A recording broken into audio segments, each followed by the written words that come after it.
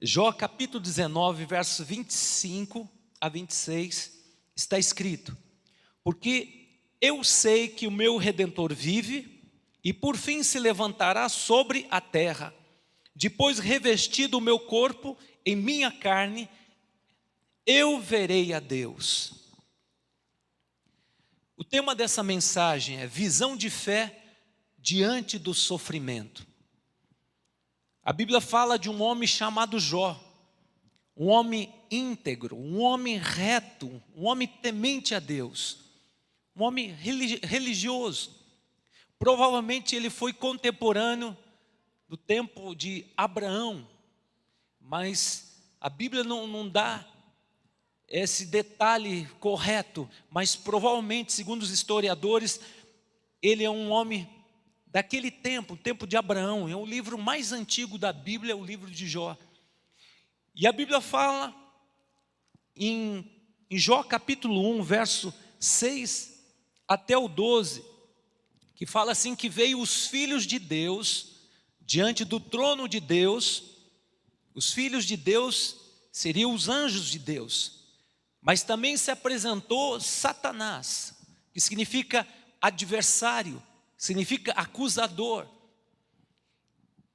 E Deus fala assim: viste meu servo Jó, homem íntegro, temente a mim, que se desvia do mal. E Satanás disse assim: é muito fácil servir a Deus quando é o homem mais rico do Oriente, é um homem que tem 10 filhos formosos, tem riqueza, é um homem que tem do bom do melhor. Agora eu quero ver se o Senhor tirar a riqueza dele, eu quero ver se ele vai continuar firme, fiel a Deus. É muito fácil servir a Deus quando tudo está bem. Deixa eu tocar na vida dele. E a Bíblia fala que Deus permitiu que Satanás tocasse nos bens materiais de Jó. De repente, amados, veio a notícia que os gados foram roubados, que pegou fogo nos galpões onde armazenavam os alimentos. Só veio notícia de tragédia. Chegava um com notícia de tragédia, depois chegava outro, depois chegava outro e chegava outro. E a Bíblia fala que Jó dobrou o joelho e disse: Deus me deu, Deus tirou, louvado seja o nome do Senhor. E se apresentaram os anjos de Deus, os filhos de Deus, e se apresentou Satanás, e Deus disse: viste, meu servo Jó continua fiel a mim. Mas é muito fácil servir a Deus, tem 10 filhos maravilhosos, formosos, quero ver se eu tocar nos filhos dele. Pode tocar, mas não tire a vida do meu servo Jó. E estava comemorando aniversário de um dos filhos, provavelmente o mais velho, e veio um tufão e caiu a casa e todos os filhos morreram. Aí veio a notícia bombástica: Jó, teus filhos todos morreram, não houve um sobrevivente. Jó dobrou o joelho e disse: Deus me deu, Deus tirou, louvado seja Deus. Foi difícil, mas ele disse: louvado seja Deus. E a Bíblia fala, pela terceira vez Satanás, cara de pau, se apresenta. E Deus fala assim: viste, meu servo Jó continua fiel a mim. Agora, deixa eu tocar na pele dele, porque não tem um ser humano quando toca no corpo físico, principalmente essa doença que é a lepra, não tem um homem que não blasfema a Deus. Quero ver, deixa eu tocar, o Senhor me permite? E Deus permitiu. E de repente, Jó, quando ele se dá por conta, ele estava leproso. E a sua mulher olha para ele e diz: olha, Jó, amaldiçoa teu Deus e morra. Você foi um homem benevolente, bondoso, caridoso. Olha o que Deus fez na tua vida. Amaldiçoa teu Deus e morra. E Jó falou: você fala como uma louca. Deus é bom. E Jó disse: Deus me deu saúde, Deus tirou, louvado seja Deus. E a mulher foi embora e Jó ficou sozinho. Queridos, o que Deus quer falar comigo e com você? Nós vivemos um momento que muitas vezes nós nos deparamos com uma situação de Jó. Talvez você está passando em algum nível, alguma área, uma situação que você está dizendo: Deus, por que todo esse sofrimento? Por que toda essa luta? Por que o Senhor está me castigando? Onde está a brecha na minha vida? Porque quanto mais eu oro, mais luta acontece. Porque os ímpios, as pessoas maus, prosperam, o Senhor abençoa, e o justo só rala, e eu não vejo benefício. Então muitas vezes a gente começa a questionar quando a gente está passando um momento de fundo do poço. Mas eu vejo algumas verdades nesta afirmação que Jó, ele traz, como já li no começo, algumas verdades a respeito de Deus. Primeiro, ninguém está livre diante do sofrimento. João capítulo 16, verso 33, Jesus falou: no mundo tereis aflições, mas tenha bom ânimo. No mundo tereis aflições. Ninguém está livre, porque o evangelho da cruz fala de renúncia, fala de entrega, fala de confronto espiritual, porque Satanás, ele não pode destruir a Deus, mas se ele tocar em você, se ele destruir você, vai deixar o coração do Senhor despedaçado. Mas a partir do momento que você entregou sua vida para Jesus, você tem que entender: a tua luta é espiritual, não é contra pessoas, não é contra a carne, contra sangue, e sim contra forças malignas que estão nas regiões celestiais, que eles são seres inteligentes, que o plano deles é roubar, matar e destruir.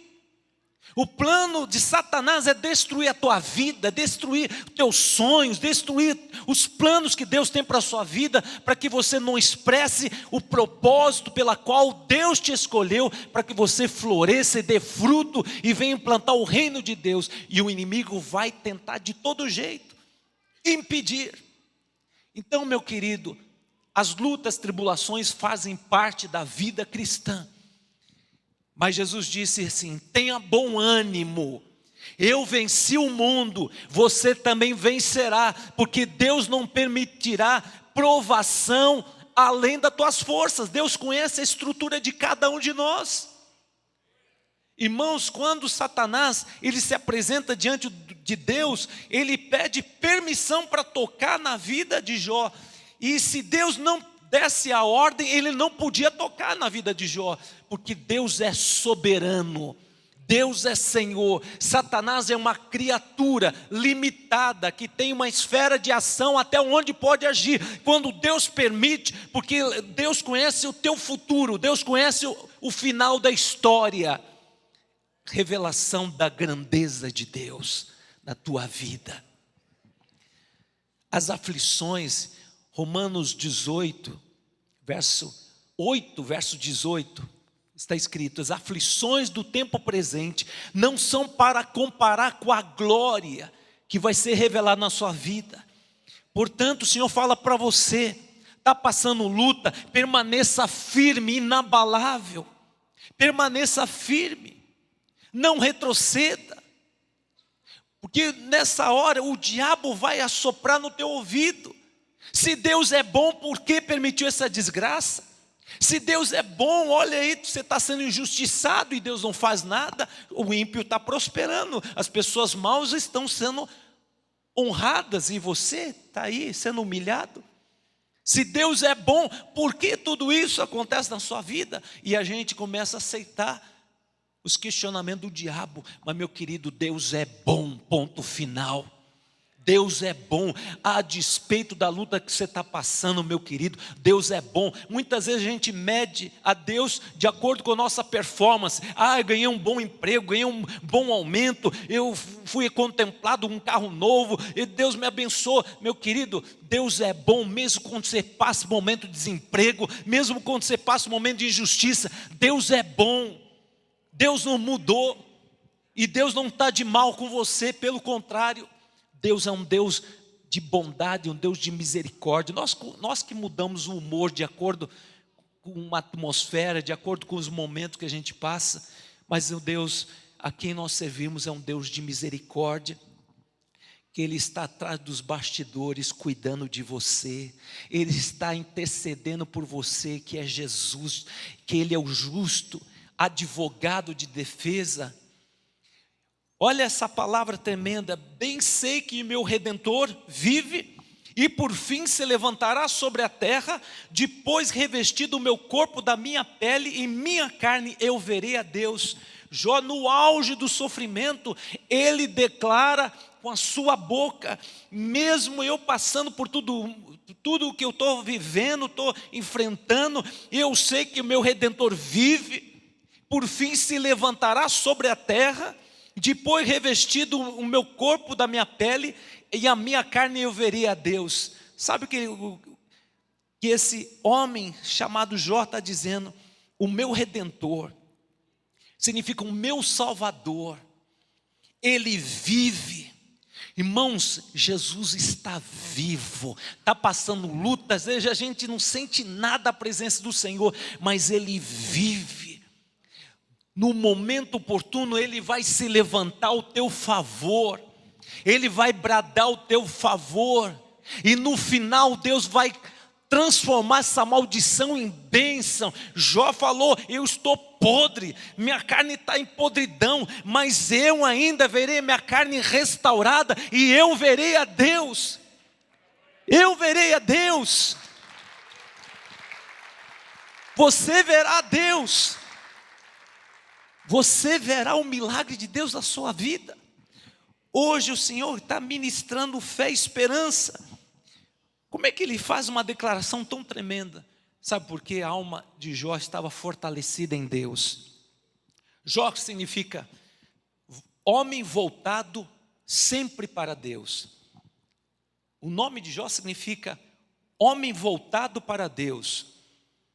A alma dele estava tão cheia de Deus, tão voltada para as coisas de Deus. O corpo estava em podridão, corpo em putrefação, cheirando mal, estava longe de todo mundo, tinha que ficar isolado de todo mundo, era considerado um maldito. Mas a alma dele, ele conseguia lá na frente antever o seu milagre, lá na frente ele já via a redenção do Senhor na sua vida, no seu corpo. Irmãos, o que o Senhor quer falar para mim, para você: há muitas pessoas que estão muito bem fisicamente, mas a alma está num monturo, a alma está doente, a alma está enferma, a mente está doente. Provérbios 23, verso 7, como imagina a sua alma, assim você é. Quando a gente está passando um momento difícil, a gente começa a dizer: eu sou um nó cego, eu sou uma tranqueira, eu não valho para nada, eu sou um desastre, nada acontece de bom para mim, eu sou um nada.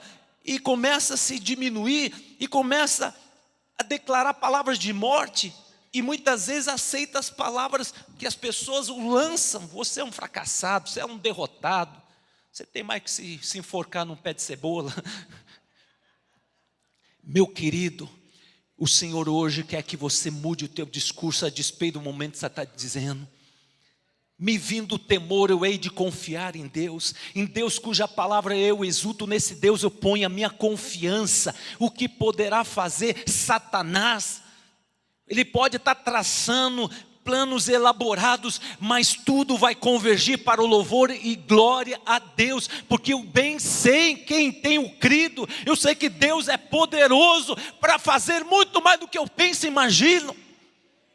O inimigo pode ter sabedoria, mas Deus é sabedoria pura. Deus é Senhor. Para Satanás tocar na tua vida, tem que pedir permissão para Deus. E quando Deus não permite que seja tocado, porque Deus sabe que você vai fraquejar. Irmãos, Deus conhece a estrutura de cada um de nós. Deus conhece 7 bilhões de pessoas, mais de 7 bilhões de pessoas que existem na face da terra. Deus conhece cada coração. Deus é onisciente, sabe de tudo. Ele é onipresente, está em todo lugar. Satanás não está em todo lugar, não. Satanás não é onisciente, não sabe o que vai acontecer. Ele pensa, agora eu vou destruir, agora eu vou detonar. Deus me deu a permissão, agora eu vou fazer o estrago. Todas as coisas adversas colaborarão para o bem daqueles que amam a Deus. Todas as coisas, no fundo, o diabo, os seus demônios são servos de Deus, que nos adestra nas nossas mãos para a batalha. Porque Deus nunca vai permitir uma prova além das tuas forças. Juntamente com a prova, Deus tem o escape para você, meu querido. E saiba que você tem um intercessor, que é o Espírito Santo de Deus. Romanos 8, 26, que Ele intercede por você 24 horas. Quando você não tem força, quando você está abatido, apagado, o Espírito Santo de Deus intercede com gemidos inexprimíveis. O Deus Espírito, que Ele não é menos Deus que o Pai, não é menos Deus que o Filho, é o mesmo Deus da mesma essência. A partir do momento que você entregou a vida para Jesus, o Espírito do Senhor Deus se apossou de você. Ele intercede por você, Ele luta por você, e saiba que toda prova, toda luta, toda aflição, tudo vai colaborar em revelação que Deus é Senhor na sua vida, que Deus é Salvador. Você pode aplaudir?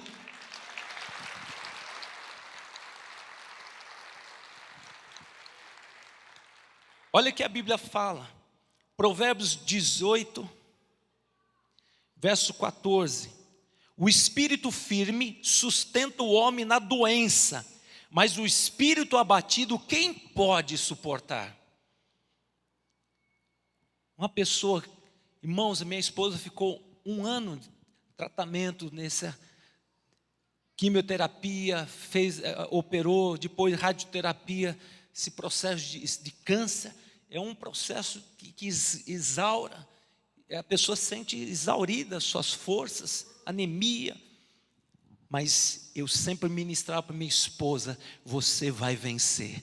Deus tem um grande propósito atrás dessa situação. Esta enfermidade não é para a morte, mas é para a glória de Deus. Deus vai te usar com uma unção dobrada, e o diabo que se levantou vai ser envergonhado. E eu só ministrei, eu nunca vi ela murmurar e dizer: Deus, por que esse câncer maligno veio até mim?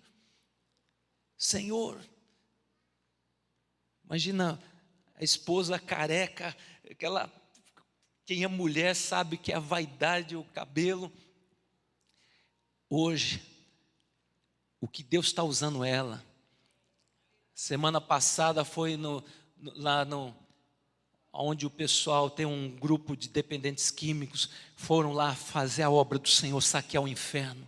Esses dias foram num lugar onde havia tanta gente que estava com o coração aberto, e houve a ministração da palavra, aceitaram Jesus, e ela está abrindo a boca, Deus está usando, e a glória da segunda casa é maior e melhor do que da primeira. Então, se Deus usava minha esposa, agora a unção na palavra que está fluindo, porque hoje ela entendeu: Deus me chamou para coisas grandes, e nenhum dos planos malignos de Satanás não prevalecerá.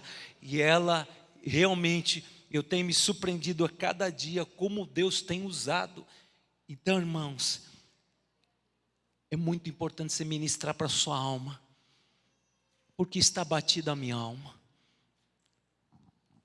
Espera em Deus, ó alma, porque eu ainda verei um milagre do Senhor. Ó alma, não fica abatido, eu verei o mover de Deus na minha vida.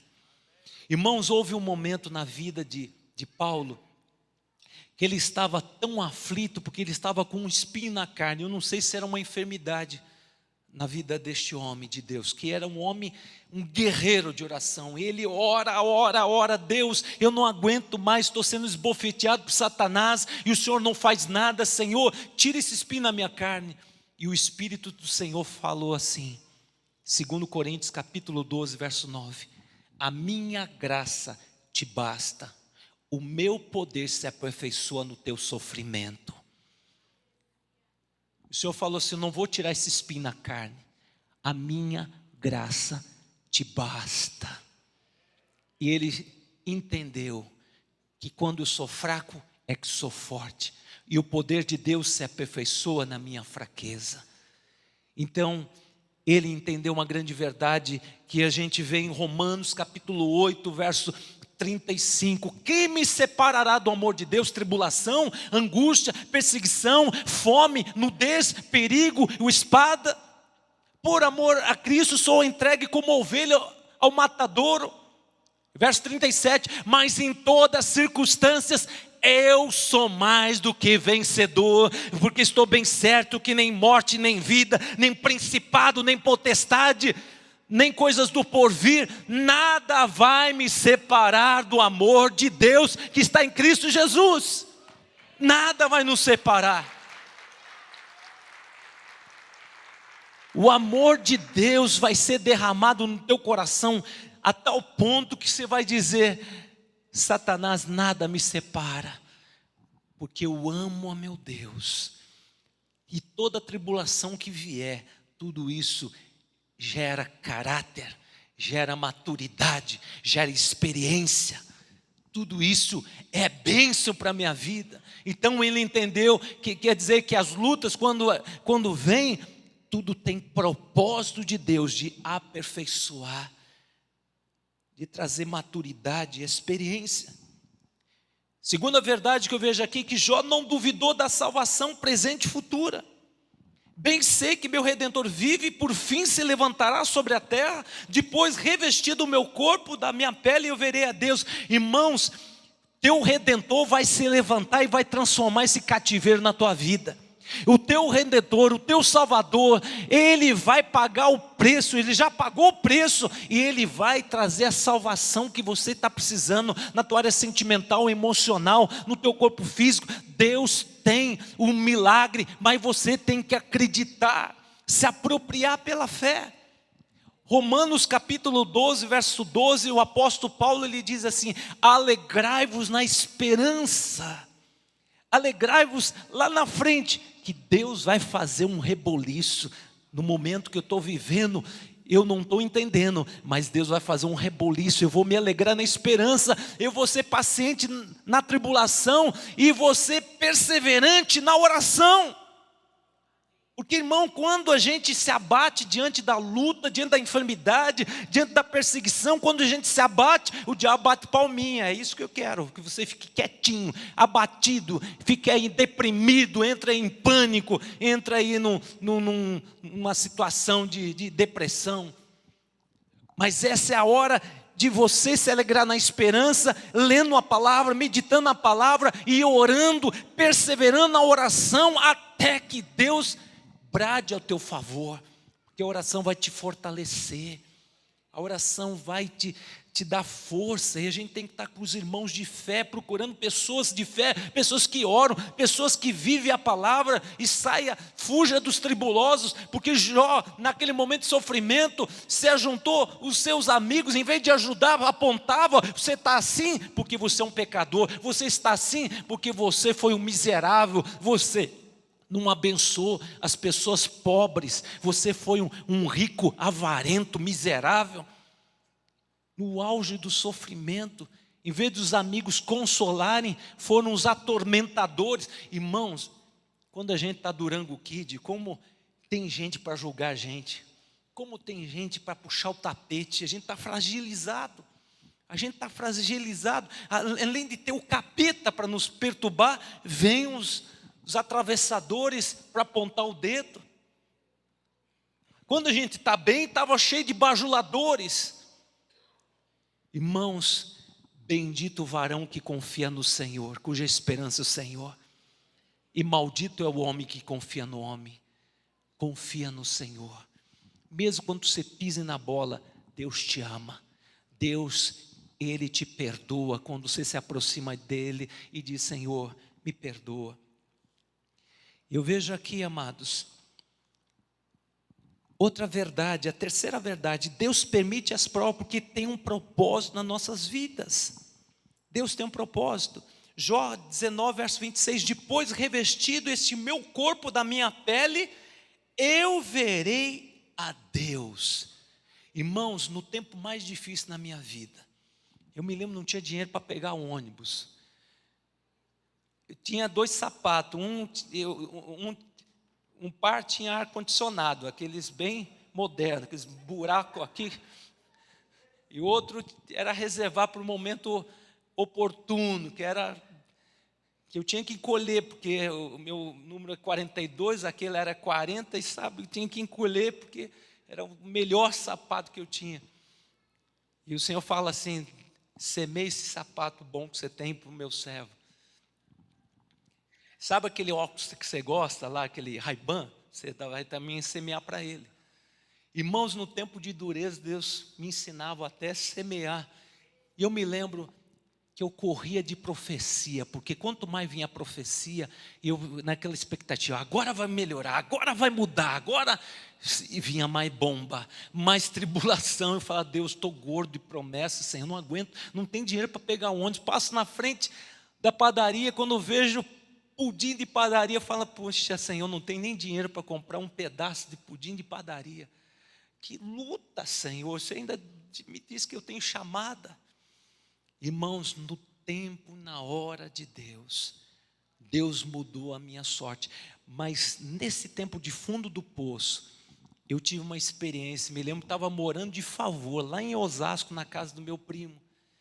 E Deus tinha me dado uma palavra profética, usando uma irmã muito simples, de chinelo de dedo. Falou: meu servo, esta madrugada eu vou falar contigo. Eu falei: que chega um momento quando você está na tribulação, você fala: eu quero ver cara a cara. Eu não quero escutar o que o outro está falando, eu quero ver com meus olhos. Chega de escutar mensagem profética, eu quero ter uma experiência de 3º grau, quero tocar, quero ver, Irmão, naquela madrugada Jesus se apresenta. E o meu corpo para aguentar. Tremia, não conseguia. E o Senhor olhava para mim sorrindo, da minha cara de espanto, né? Mas eu tremia, meu corpo tremia. Ficou tudo claro, porque a presença de Jesus. Era impossível encarar o rosto dele, porque o rosto dele brilhava, as suas vestes brancas. E o Senhor olhava para mim: filho, estou preparando você. Você está sendo forjado.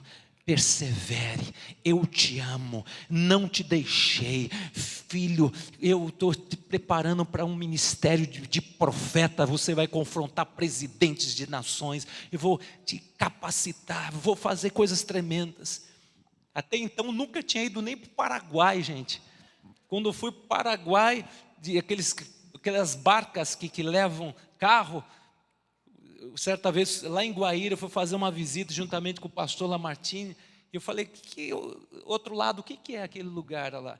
Paraguai. Falei: Deus vai cumprir uma promessa, que eu iria para as nações. Que Deus tinha falado que eu iria para as nações. Eu importunei tanto que o Coraiola, que é um dos pastores que faz aqui os eventos Águia de Fogo, e nós fomos. Para mim foi uma maior alegria, como se estivesse indo para a Disneylândia. E eu falei: Deus, estou aqui no Paraguai, um lugar feio, mas eu falei: estou indo para outro país, glória a Deus. Irmãos, de repente, um ano depois, eu estava indo para a Coreia do Sul, para o Japão. Deus falou: filhinho, eu comecei a mudar a tua sorte, aquilo que eu prometi. Irmãos, Deus já colocou 3 vezes diante de presidente de república. Deus me deu palavra para confrontar homens. E Deus me colocou em homens que falam línguas de nações. E Deus me deu a interpretação para entregar recado em japonês, em chinês, em árabe, em francês, sem ter aprendido essas línguas. E já tive experiências. E Deus falou: filho, eu capacito os meus escolhidos. Só esteja na minha presença, que eu vou fazer coisas espetaculares que você nunca viu. Irmãos, Deus tem coisas tremendas na sua vida. Persevere, sonhe os sonhos de Deus, porque o diabo não vai frustrar não. Deus começou, Filipenses 6, fala assim: estou plenamente certo, que aquele que começou uma boa obra, vou cumprir esta boa obra. Deus vai cumprir na sua vida, esta obra que Deus começou na sua vida. Irmãos, passou o tempo, e de repente, repita comigo, de repente, a vida de Jó foi mudada. Deus se revelou na vida de Jó. E Jó teve uma experiência com El Shaddai, o Deus vivo, o Todo-Poderoso, aquele que está sentado no alto sublime trono, mas é um Deus transcendente, um Deus imanente, um Deus presente, que fala com o homem. A gente pensa, não, Deus fala só com o apóstolo, só com os homens. Deus está à procura de adoradores, não importa quem você é, não importa o teu passado. O Senhor tem um particular com você, Deus tem um plano maravilhoso com você. E Jó fala, Senhor, e a Bíblia fala que o Senhor respondeu todo o questionamento. No tempo de sofrimento ele teve também uns lampejos que ele ficou amargo, que ele até falou, Deus, eu me arrependo do dia que nasci. Que ele teve aqui esse momento também, que todos nós passamos, Deus, eu queria não ter nascido, porque está duro, está difícil o seu sofrimento. Mas Deus se revelou na vida dele, e a vida dele foi mudada, transformada. E Deus respondeu tudo, irmãos. Vai chegar o momento que Deus vai responder todos os teus questionamentos, viu, queridos? Porque Deus não esqueceu, não.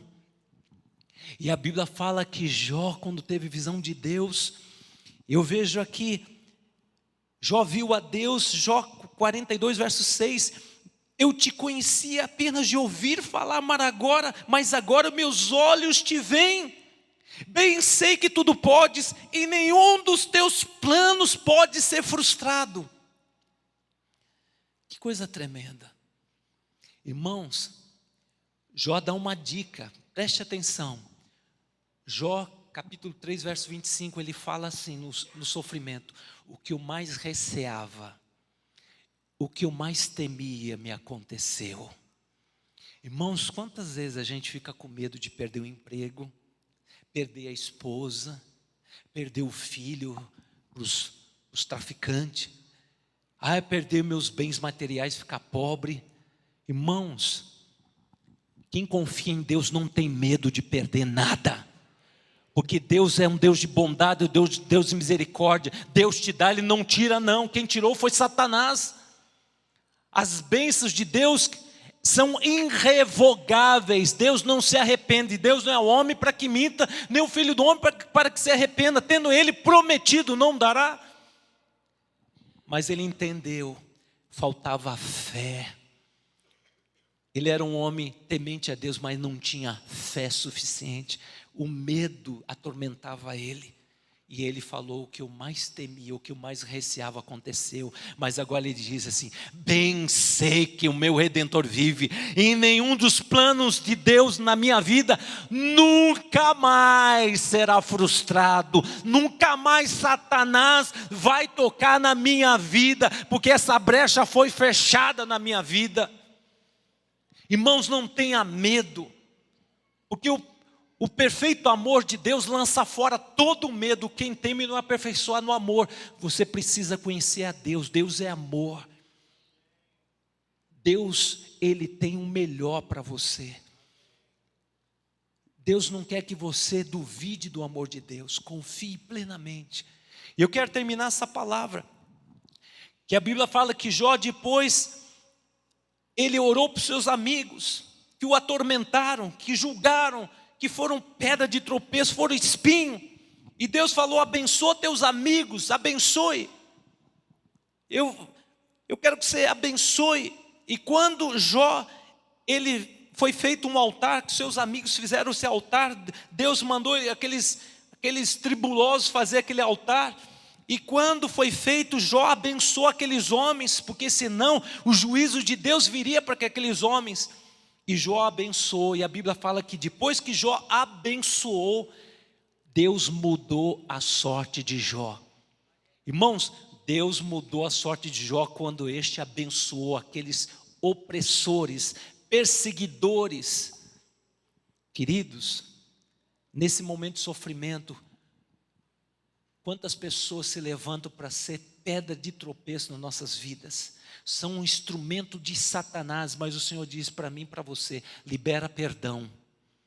Libera perdão, porque lá na cruz Jesus te perdoou. Pai, perdoa-lhes porque não sabem o que fazem.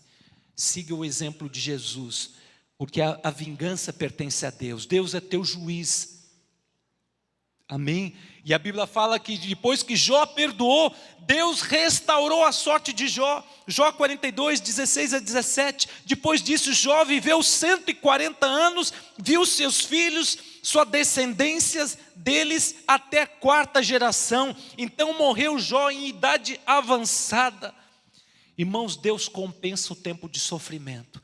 Deus compensa o tempo de deserto, te dando uma vida longeva, com qualidade para você desfrutar, porque o deserto te prepara para coisas grandes.